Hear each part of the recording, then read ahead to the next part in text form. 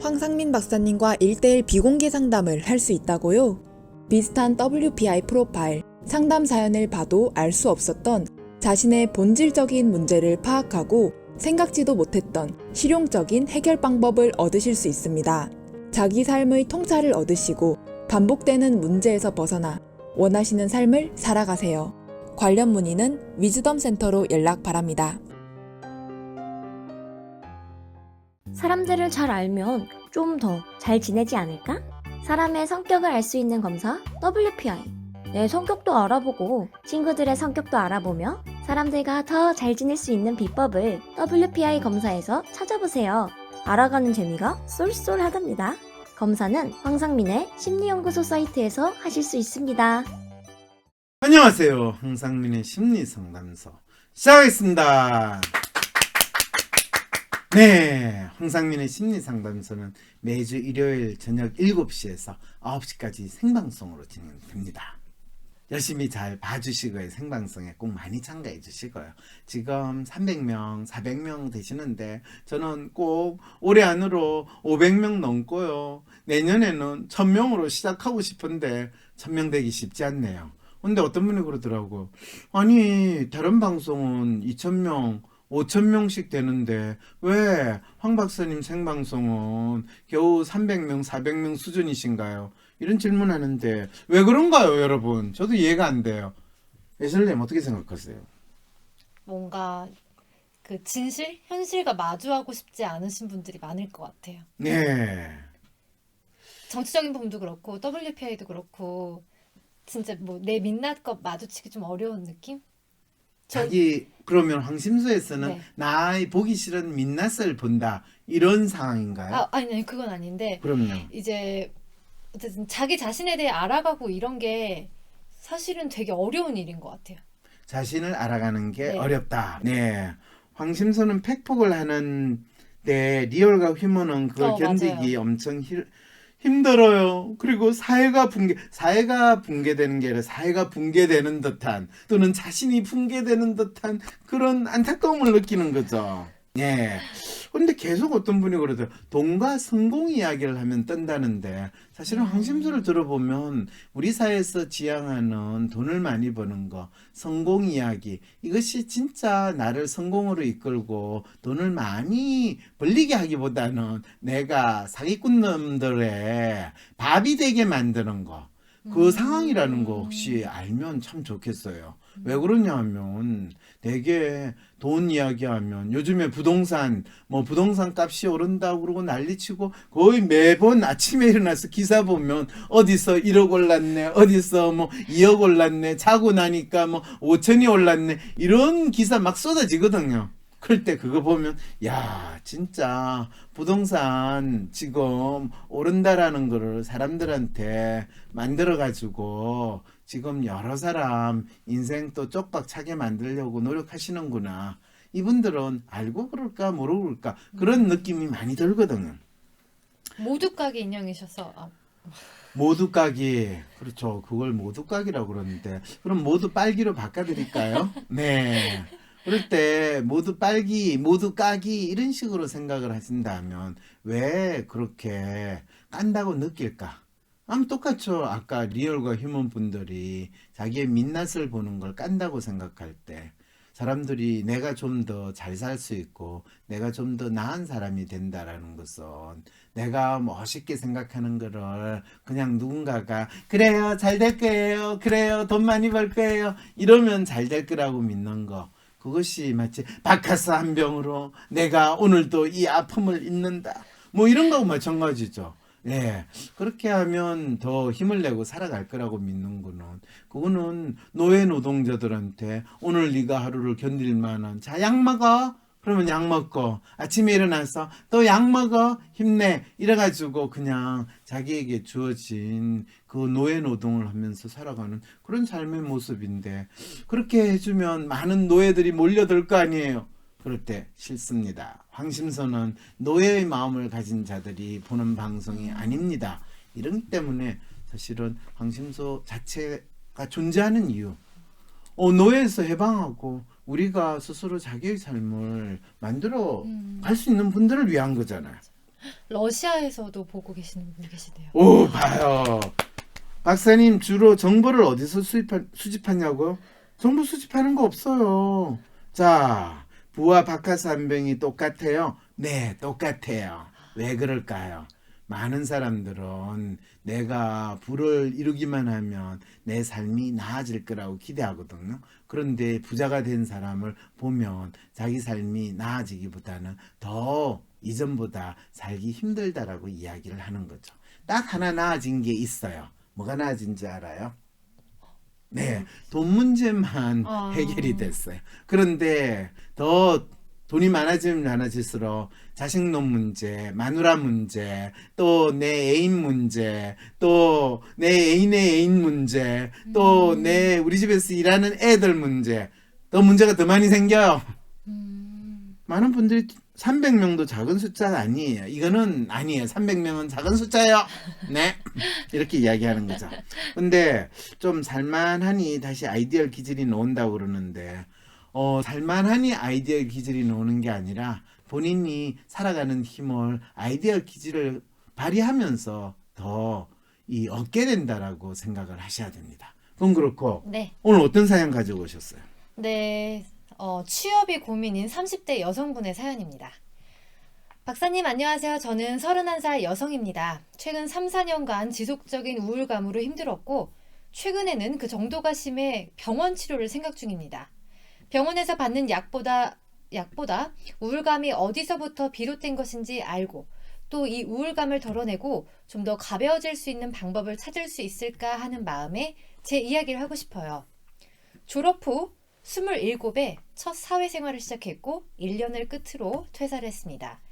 이유는 업무에서 오는 막막함과 회사 내 인간관계에서 오는 스트레스였어요. 저에게 업무는 마치 앞이 보이지 않는 곳을 손으로 더듬어 가는 것과 같이 답답했습니다. 해당 분야에 대한 경험이 전혀 없어 모든 것이 생소했지만 감사한 기회라 생각해 최선을 다했습니다. 하지만 상사는 대범하지 못하고 큰 숲을 보지 못하는 제 모습을 못마땅하게 여겼고 저는 그런 부정적인 피드백들을 받으니 굉장히 힘들었습니다. 결국 1년을 끝으로 퇴사를 하게 됐고 재취업을 준비하다 해외 인턴 프로그램에 참여했습니다. 당장의 취업보다는 해외 경험을 쌓고 싶었습니다. 새로운 환경에서도 지내보고 싶었어요. 그런데 이것도 중간에 포기하고 돌아왔어요. 해외에 있는 한국 대사관에서 일하는 거였는데 뭔가 그들만의 리그에 끼지 못하고 겉도는 느낌이 들었어요. 회사 다니면서 느꼈던 분노, 수치심, 부끄러움, 슬픔 등의 감정들이 해소되지 않고 해외 인턴을 중도에 돌아오고 나니 마치 실패의 연속이라 여겼던 탓인지 상당한 우울감이 느껴지기 시작했고 이후 2년이란 시간을 아무것도 하지 못했습니다. 항상 불안했어요. 취업을 준비할 의지도 바닥이었고 무언가를 할 수 있다는 생각조차 어려웠습니다. 우울감은 그림자처럼 따라다녔고 아무것도 하지 않는 그 시간 동안 더욱 짙어지기만 했어요. 이러다 무엇도 안 되겠다 싶어서 무서워 움직이기 시작했습니다. 그리고 30이 되어 해외 취업 프로그램에 다시 한번 참여하게 됩니다. 이 나이에 회사 경험도 적고 인문학 전공이 국내 어디서 받아줄까라는 생각을 하다 그럼 해외 취업을 생각해보자는 마음이었고 이제는 원인조차 모르겠는 이 불안감에 반항이라도 해서 이겨보고 싶었어요. 그래서 베트남에 가게 됐고 어학 공부와 함께 취업 준비를 했습니다. 반년 넘게 지내며 학생처럼 공부할 수 있어서 재밌었고 무엇보다 해외 생활에 적응하면서 색다른 경험을 한 것이 참 좋았어요. 마음이 좀 편했던 것 같습니다. 그런데 취업은 못했어요. 아니, 안 했어요. 상당한 규모의 회사에서 입사 제안을 했지만 거절했어요. 할 자신이 없었거든요. 난 경험도 없는데 일을 잘할 수 있을까? 나 못할 것 같아. 아마 그때처럼 좀 많이 힘들 것 같아 라는 생각이 끊임없이 제 자신을 주저앉혔고 프로그램을 마치고 한국으로 돌아왔습니다. 알고 싶습니다. 제가 가로막혀 보지 못하는 것을 박사님이 봐주세요. 좀 더 제 자신이 가벼워지고 편안해져서 앞으로 나아가고 싶어요. 네, 아이고 이번 진짜 안타까운 사연이네요.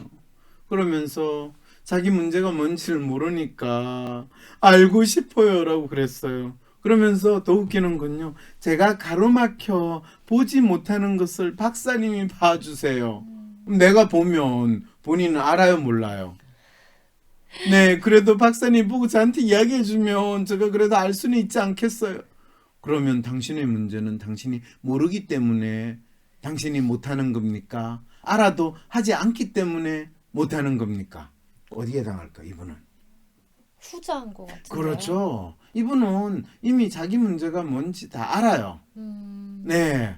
두렵고 불안하기 때문에 시도하지 않는 거예요. 그리고 그 불안한 마음이 들면 뭘 하든지 간에 도망가는 거예요. 도망가고 나서 또 자책하는 거예요. 자책하고 나서 다시 해야지 하는데 불안해, 우울해, 또 심지어는 그 불안을 우울이라고 사실 생각하고 그러면서 뭐라고 그래요? 본인이 진짜 원하는 건 취업이 아니에요. 그냥 본인 자신의 마음이 편안하고 마음의 평화. 그러니까 조금 더 제 자신이 가벼워지고 편안해져서 앞으로 나아가고 싶어요. 앞으로 나아가는데 동쪽으로 나아갈래요? 서쪽으로 나아갈래요? 남쪽으로 나아갈래요? 북쪽으로 갈래요?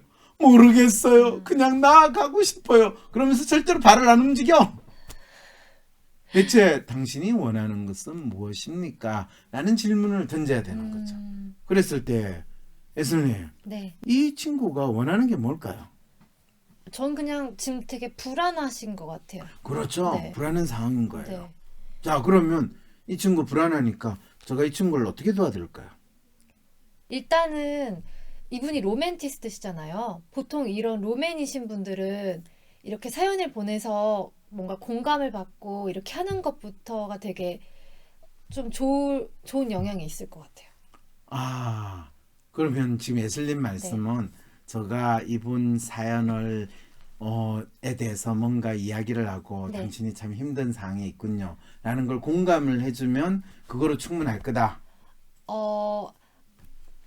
일단은 이런 분들은 공감이 필요할 것 같아요. 공감이 하는 게 필요한데 네. 지금 황 박사 당신은 지금 이분 사연에 대해서 공감은커녕 지금 그렇게 열심히 이분을 이 쿡쿡 씻기만 하고 이 찌르기만 하면 그 당신 지금 잘못하는 거야. 지금 이야기를 저한테 한 거죠. 아, 로맨신 분 되게 그러시다고 들어가지고. 본인이 네. 그렇게 조금 아는 거를 굳이 끼워 맞추지 말고 이분 사연에 네. 관심을 좀 주세요. 네. 자, 팩폭 한다고요? 네. 팩폭이 아니에요. 진짜 이분이 대체 뭘 원하는가, 그리고 이분에게 진짜 필요한 것이 무엇인가를 우리가 정확히 알아야지. 제가 정확히 이분이 한테 도움이 되는 뭐 이야기도 하고 이분의 문제를 해결해 줄 수 있잖아요. 그런데 여러분들이 사연을 쭉 들어보셔서 알겠지만은 이분은 자기 문제가 사실은 본인이 취업하는 거를 하고 싶은데 그 취업하는 거를 포기해요. 그래서 자기가 왜 자책하고 포기하는지 알고 싶어 하는데 그거는 다른 이유 없어요. 스스로 자책하고 포기하는 거예요. 그러면 이분 잘못이란 말이에요. 네, 이분은 자기 자신에 대해서 사실 상당히 스스로를 끊임없이 자책하고 학대하는 것만이 자기가 잘하지 나머지는 사실 스스로 잘하는 게 없다고 생각해요. 근데 이분 진짜 잘하는 거는 자기 자신을 디스하고 자책하고 학대하는 건 진짜 잘해요. 놀라운 능력이지 않아요? 근데 이분 사실 충분히 괜찮은 능력이 있으신 분이거든요. 어디서 알 수 있나요? 뭐요? 괜찮은 능력이 있으신 분인가?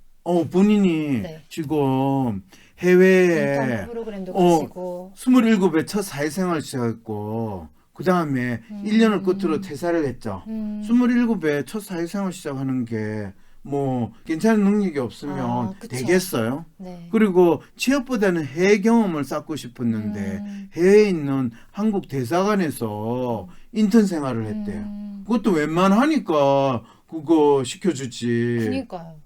그런데 본인 그들만의 리그에서 끼지 못하고 겉도는 느낌이 들었대요. 왜? 해외 대사관에서 일하는 사람들은 정식으로 일하는 인간이 있고 비정규직 맞아요. 인턴으로 일하는 인간은 거의 진짜 이 인도 계급 제도보다 더 심한 게 있거든요.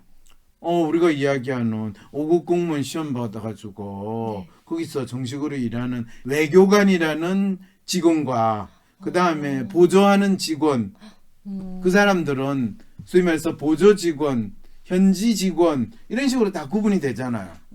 뭐 정규직, 파견직 이런 것처럼. 그렇죠, 그렇죠. 그러니까 그들만의 리그에 속한 사람들만 거기서는 인간이고 나머지는 그냥 눈에 보이지 않는 마치 인간인 거죠.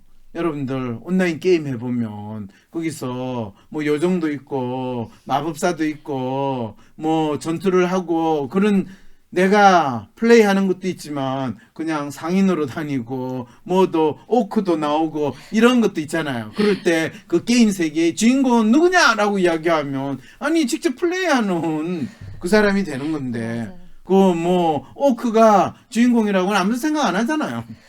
네, 인턴은 사람 취급을 안 하는 거기 때문에 문제라고요. 네, 인턴이기 때문에 문제예요. 네, 아직 사람이 덜 된 네, 존재로 인턴을 생각한다는 거죠. 말 그대로 인턴이라는 게 그런 거잖아.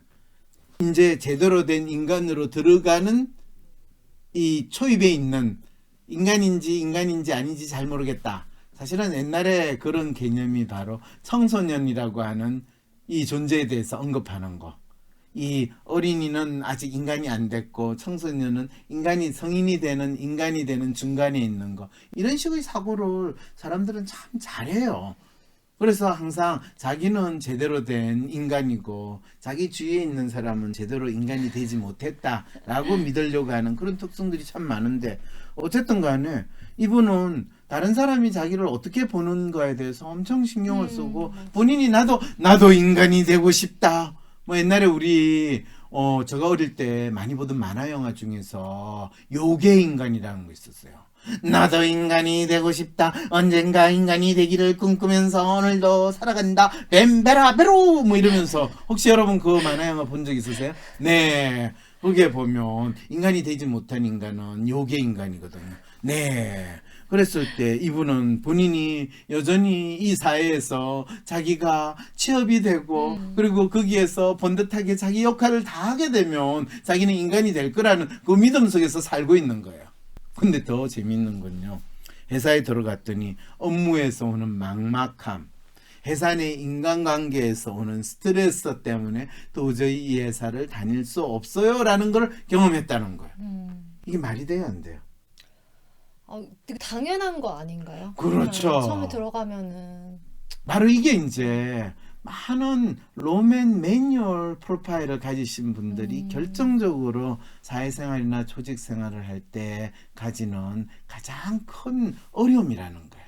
이거는 사실 로맨 매뉴얼 성향의 분이 조직에 들어갈 때는 먼저 뭐라고 자기 스스로 했냐면 내가 회사에 들어가서 하게 되는 모든 업무는 그게 내가 모르는 분야여서 또는 내 전공하고 틀려서가 아니라 심지어 내 전공이라 하는 것도 조차도 내가 그동안 배운 거는 다 실제 조직에서 일어나는 것과 관계없는 거를 책으로 배웠기 때문에 실무는 다른 거네요. 그렇죠, 그렇죠. 업무에서 오는 막막함은 그냥 내가 통과해야 될 과정이다라고 생각을 해야 돼. 그 다음에 인간관계에서 오는 스트레스, 그거는 조직에서 일하는 인간이라면 그 인간과 인간 이 관계에서 오는 스트레스는 그냥 내가 밥 먹으면 배불러진다. 물 마시면 배불러진다. 네. 물은 왜 마시죠? 네. 목마르면 물 마신다 하는 정도만큼 너무나 당연한 거예요. 그럴 때 그러잖아요. 아니 사람들이 모이면 화목하게 즐겁게 행복하게 지내야 되지 않아요. 이런 생각을 꿈깨 라고 생각할 정도로 우리는 정확하게 인간관계나 조직에서 일하는 거, 그리고 특히 왜 회사에서 사람들을 고용을 해가지고 이 돈까지 주면서 하루 종일 지낼 시간과 공간을 돈까지 줘가면서 지내느냐 하면 보통 일을 시키기 위해서다라고 하는데 회사에서 하는 일은요 조금만 지나면 너무나 어떻게 보면 어렵지 않아요. 근데 진짜 어려운 건 뭐냐 하면 이 인간과 인간이 같이 많이 모여서 지내면 지낼수록 그거 자체가 마치 자기가 지옥에 있는 것 같은 무한 고통을 맛보는 엄청난 상황이 벌어지게 되는 거거든요. 왜냐하면 인간과 인간이 같이 지내게 되면 자기만 인간이고 뒤에 있는 인간은 다 악마, 야차 같은 그런 느낌을 받는 것이 인간의 마음이거든요. 왜? 내 마음 아무도 알아주지 않고 내 혼자면 이 아픔을 겪는 것 같고 저 인간이 나를 언제나 잡아먹을지 모르는 맹수, 늑대, 이리떼 이런 느낌을 가지게 되는 거거든. 그리고 나한테 웃고 있지만 속으로는 나를 비웃고 있을 거야. 이런 생각을 가지는 게 그게 참 그런 일이 벌어진다는 거예요. 네. 그런 거를 참고 견디라고. 그리고 견뎌야지만 회사라는 게 사람이 모이는 곳이기 때문에 그게 돌아간다라고 믿기 때문에 돈을 주면서 꾸역꾸역 이 일을 하는 거예요.